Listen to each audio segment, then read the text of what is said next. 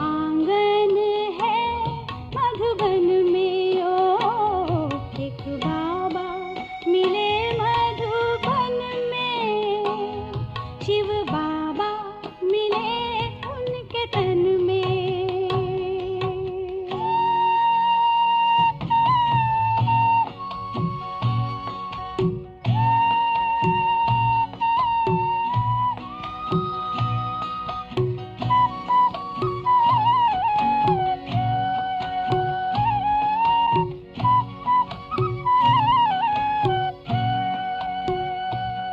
पहुँचे हम मधुबन तो देखा अनोखा चमन,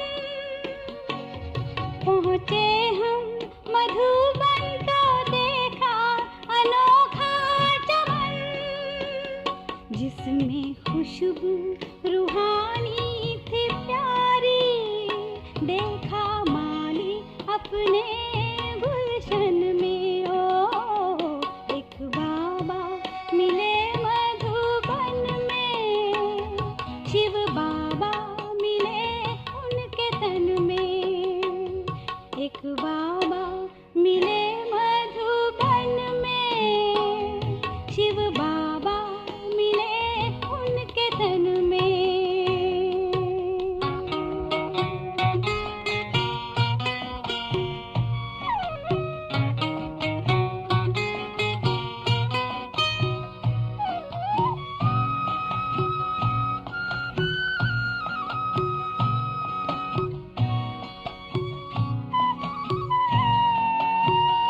उनको देख के फिर याद आई पुरानी हमें, उनको देख के फिर याद आई पुरानी हमें, कल्प पहले वाले हैं ये बाबा, ये तो मिलते हैं हर संगम में, ओ एक बाबा मिले मधुबन में, शिव बाबा मिले उनके तन में, एक बाबा मिले मधुबन में, शिव बाबा मिले उनके तन में।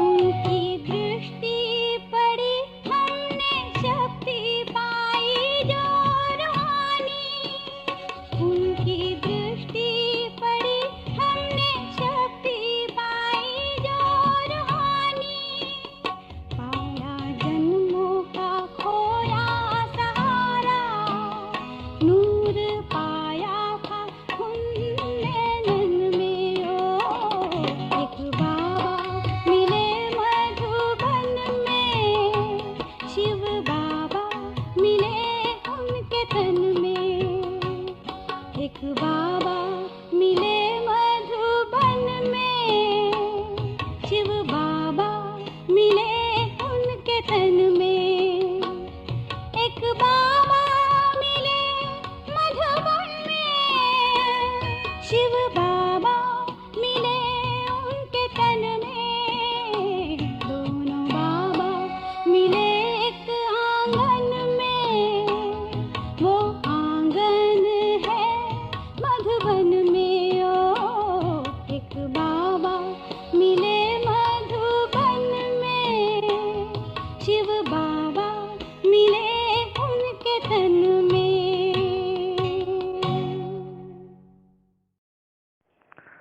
ओम शांति। 14/8/2021 प्यारे बाबा के मधुर महावाक्य। मीठे बच्चे, तुम ड्रामा के गुप्त राज को जानते हो कि यह संगम युग ही चढ़ती कला का युग है। सतयुग से लेकर कलाएं कम होती जाती हैं। प्रश्न, सबसे उत्तम सेवा कौन सी है और वह सेवा कौन करता है? उत्तर, भारत को स्वर्ग बनाना, रंक को राव बनाना, पतित को पावन बनाना, यह है सबसे उत्तम सेवा। ऐसी सेवा एक बाप के सिवाय और कोई भी नहीं कर सकता। बाप ने ऐसी महान सेवा की है, तब तो बच्चे उनकी इज्जत करते हैं। सबसे पहले सोमनाथ का मंदिर बनाकर उनकी पूजा करते हैं। गीत, आखिर वह दिन आया आज। ओम शांति। मीठे मीठे रूहानी बच्चों ने यह गीत सुना। जैसे आत्मा गुप्त है और शरीर प्रत्यक्ष है। आत्मा इन आँखों से देखने में नहीं आती है, इनकॉग्निटो है जरूर, परंतु इस शरीर से ढकी हुई है। इसलिए कहा जाता है आत्मा गुप्त है। आत्मा खुद कहती है, मैं निराकार हूँ, यहाँ साकार में आकर गुप्त बनी हूँ। आत्माओं की निराकारी दुनिया है, वहाँ तो गुप्त की बात नहीं। परमपिता परमात्मा भी वहाँ रहते हैं। उनको कहा जाता है सुप्रीम, ऊंच ते ऊंच आत्मा, परे ते परे रहने वाला है परमपिता परमात्मा। बाप कहते हैं, जैसे तुम गुप्त हो, मुझे भी गुप्त आना पड़े। मैं गर्भ जेल में नहीं आता हूँ। मेरा नाम एक ही शिव चला आता है। मैं इसमें आता हूँ तो मेरा नाम नहीं बदलता। इनकी आत्मा का जो शरीर है, उनका नाम बदलता है। मुझे तो शिव ही कहते हैं, सभी आत्माओं का बाप। तो तुम आत्माएं इस शरीर में गुप्त हो, इस शरीर द्वारा कर्म करती हो। मैं भी गुप्त हूँ। तुम बच्चों को यह ज्ञान अब मिल रहा है कि मैं आत्मा इस शरीर से ढकी हुई हूँ।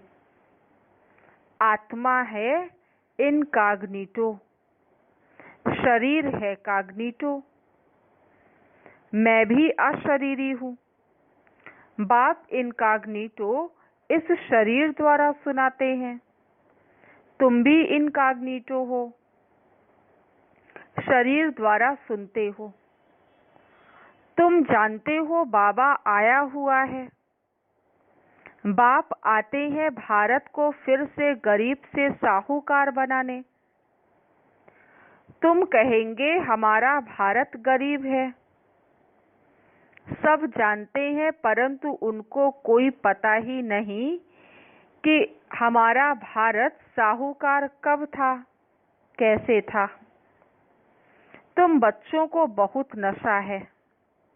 हमारा भारत तो बहुत साहूकार था, दुख की बात नहीं थी। सतयुग में दूसरा कोई धर्म नहीं था, एक ही देवी देवता धर्म था। यह किसको पता नहीं। यह तो वर्ल्ड की हिस्ट्री ज्योग्राफी है, यह कोई नहीं जानते।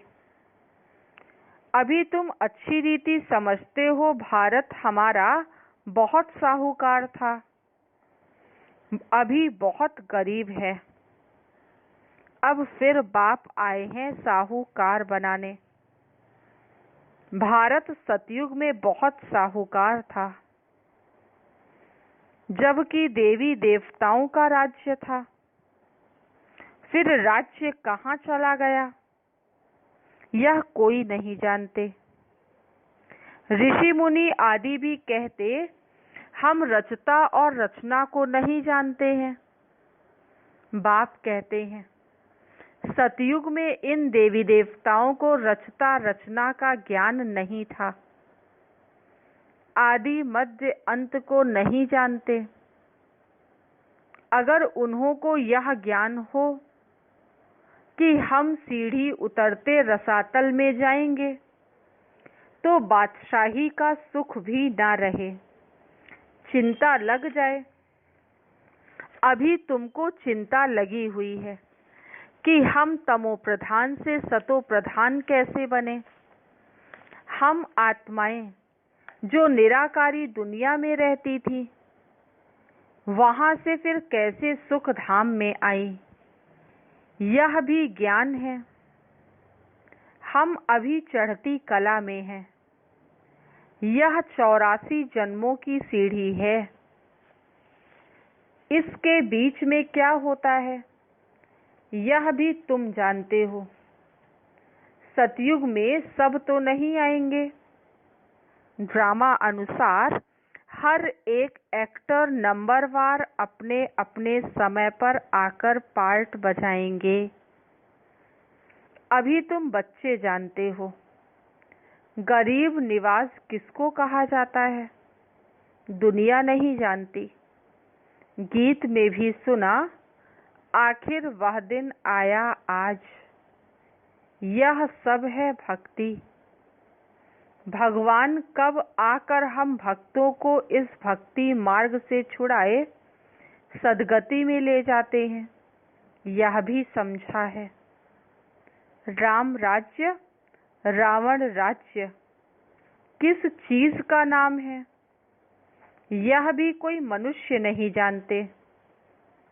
अभी तुम बच्चे जानते हो।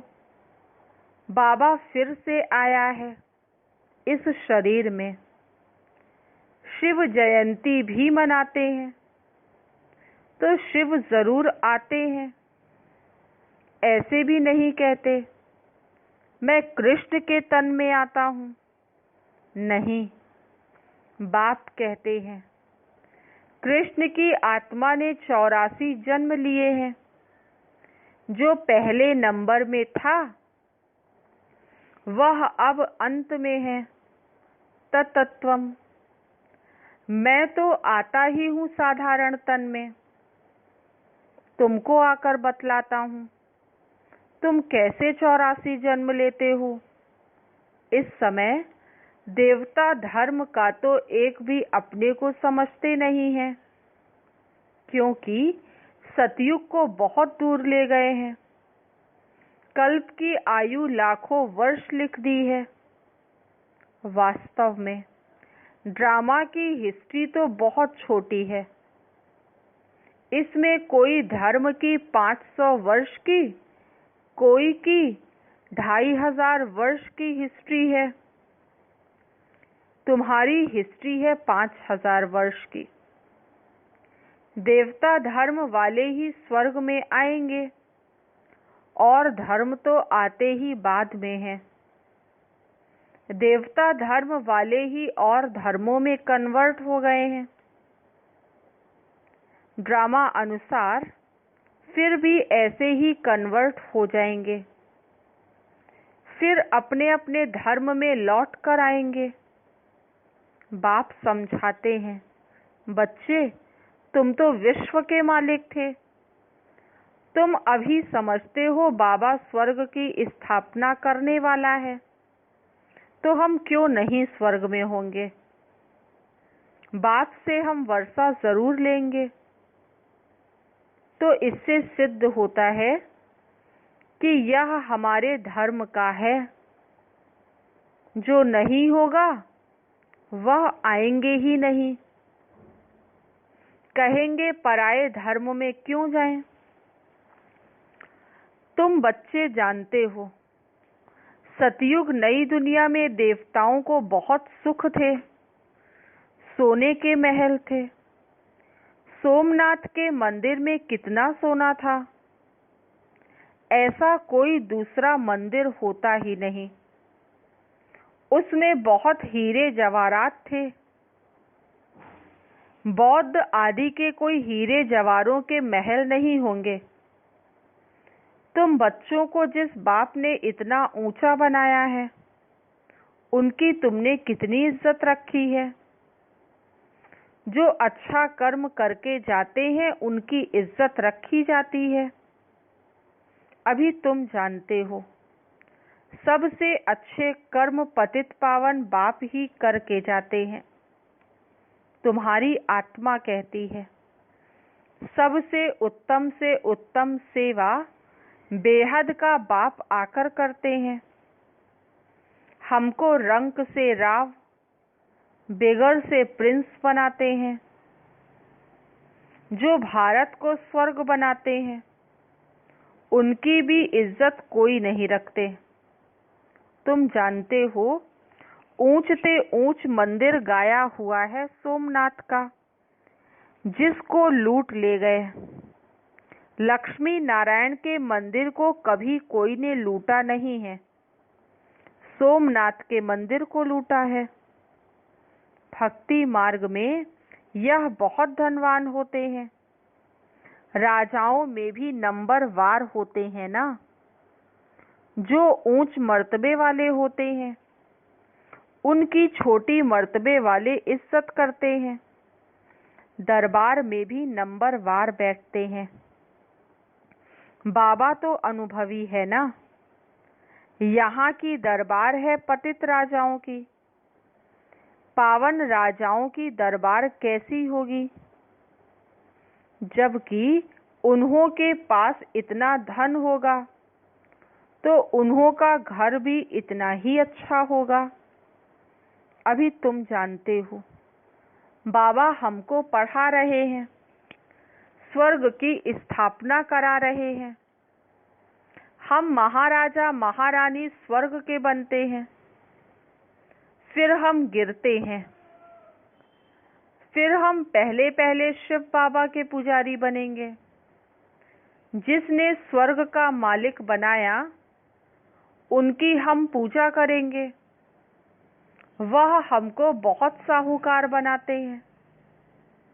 अभी भारत कितना गरीब है, आगे इतना गरीब नहीं था। बहुत खुशी में रहते थे।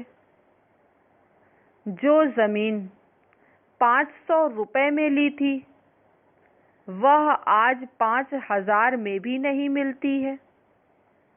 वहाँ तो धरनी का मूल्य होता नहीं। जिसको जितना चाहिए ले लेवे। ढेर के ढेर जमीन पड़ी होगी। मीठी नदियों पर तुम्हारे महल होंगे ना। मनुष्य बहुत थोड़े होंगे। प्रकृति दासी होगी। फल फूल बहुत अच्छे मिलते रहते हैं। अभी तुम कितनी मेहनत करते हो, लेकिन सूखा पड़ जाता है तो अन्न नहीं मिलता है। तो गीत सुनने से तुम्हारे रोमांच खड़े हो जाने चाहिए। बाप को गरीब निवास कहते हो। अब अर्थ समझा है। किसको साहूकार बनाते हैं? जरूर यहाँ जो आएंगे उनको साहूकार बनाएंगे ना। तुम बच्चे जानते हो, हमको पावन से पतित बनने में 5000 वर्ष लगे हैं। अभी फिर फट से बाबा पतित से पावन बनाते हैं, ऊंच से ऊंच बनाते हैं। 1 सेकंड में जीवन मुक्ति मिल जाती है। कहते हैं बाबा हम आपके हैं। बाप कहते हैं बच्चे तुम विश्व के मालिक हो। बच्चा पैदा हुआ और वारिस बना, कितनी खुशी होती है। लेकिन बच्ची को देख चेहरा ही उतर जाता है। यहाँ तो सभी आत्माएं बच्चे हैं। हम स्वर्ग के मालिक बन रहे हैं। अभी पता पड़ा है कि हम 5000 वर्ष पहले स्वर्ग के मालिक थे। बाबा ने ऐसा बनाया था। शिव जयंती भी मनाते हैं, परंतु यह नहीं जानते कि वह कब आया था। लक्ष्मी नारायण का राज्य कब था, कुछ नहीं जानते। वास्तव में भारत की आबादी सबसे बड़ी होनी चाहिए, भारत की जमीन भी सबसे बड़ी होनी चाहिए। लाखों वर्ष हों फिर तो बहुत जमीन चाहिए, सारी दुनिया की भी जमीन पूरी ना हो। लाखों वर्ष में कितने मनुष्य पैदा हो जाते, अनगिनत मनुष्य हो जाएं, इतने तो है नहीं। यह सब बातें बाप बैठ समझाते हैं।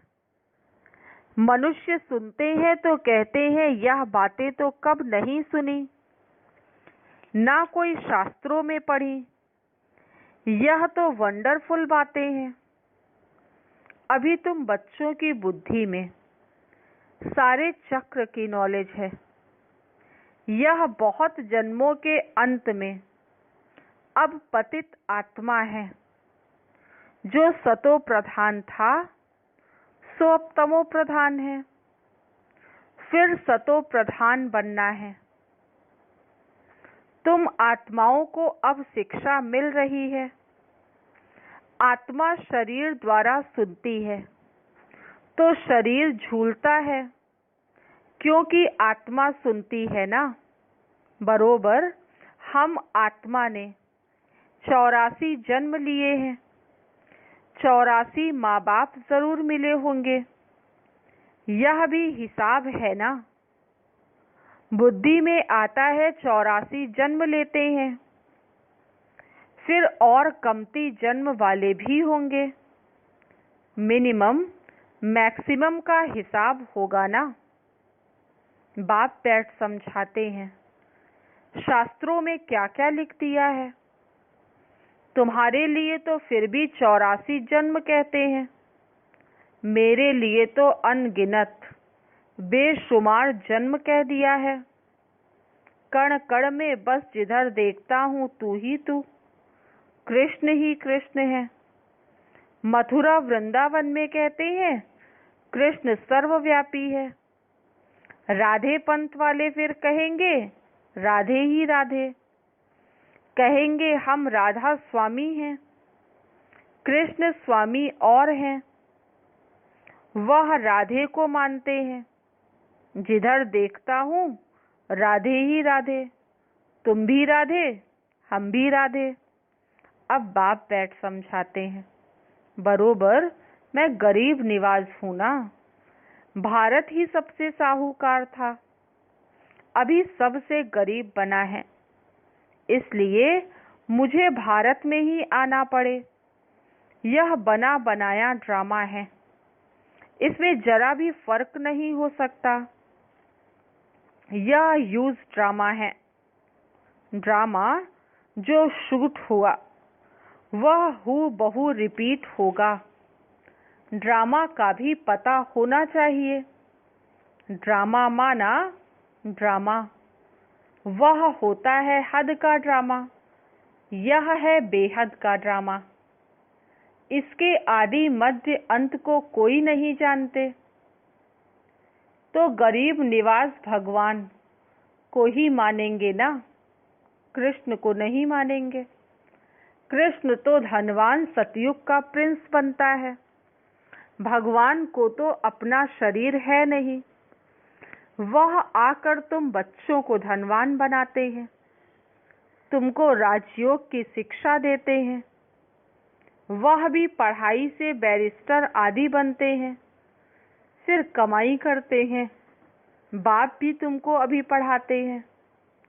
तुम भविष्य में नर से नारायण बनते हो।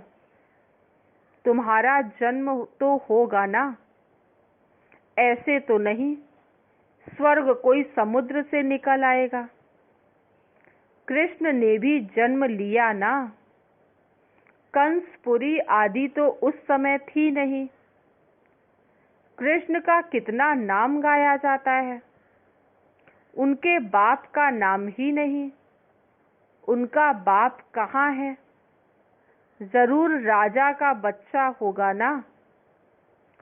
वहाँ बड़े राजा के घर में जन्म होता है, परंतु वह पतित राजा होने के कारण उनका नाम थोड़े ही होगा। कृष्ण जब है तब थोड़े पतित भी रहते हैं।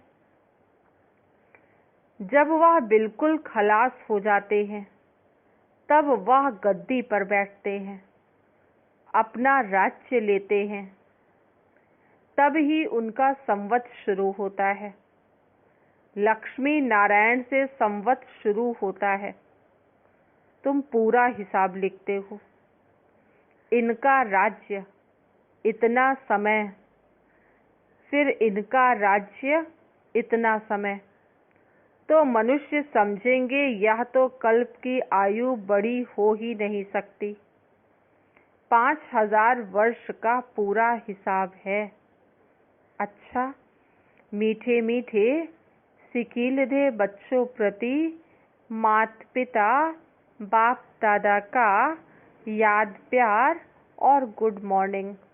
रूहानी बाप की रूहानी बच्चों को नमस्ते। हम रूहानी बच्चों की रूहानी माता पिता बाप दादा को याद प्यार, गुड मॉर्निंग और नमस्ते। धारणा के लिए मुख्य सार। फर्स्ट पॉइंट, रचयिता और रचना का ज्ञान बुद्धि में रख सतो प्रधान बनने का पुरुषार्थ करना है। बस एक ही चिंता रखनी है कि हमें सतो प्रधान जरूर बनना है। सेकंड पॉइंट, इस बेहद के ड्रामा को बुद्धि में रख अपार खुशी में रहना है। बाप समान इज्जत पाने के लिए पतितों को पावन बनाने की सेवा करनी है। वरदान, एवर रेडी बन हर परिस्थिति रूपी पेपर में फुल पास होने वाले एवर हैप्पी भव। एवर रेडी बन हर परिस्थिति रूपी पेपर में फुल पास होने वाले एवर हैप्पी भव। जो एवर रेडी हैं उन्हों का प्रैक्टिकल स्वरूप एवर हैप्पी होगा।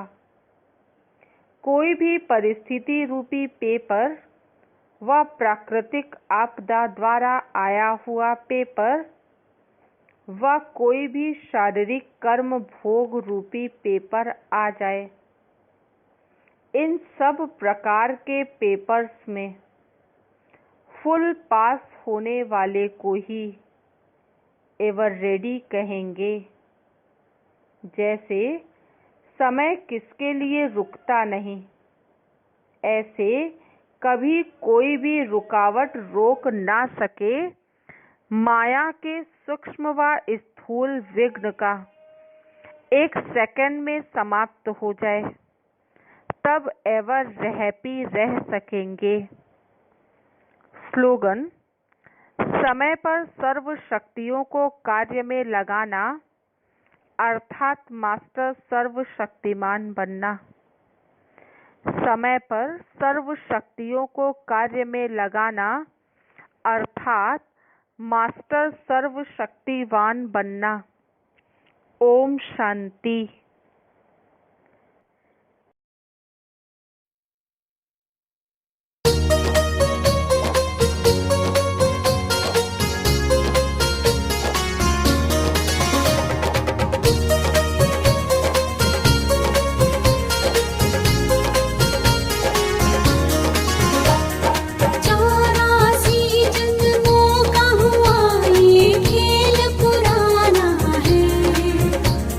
सत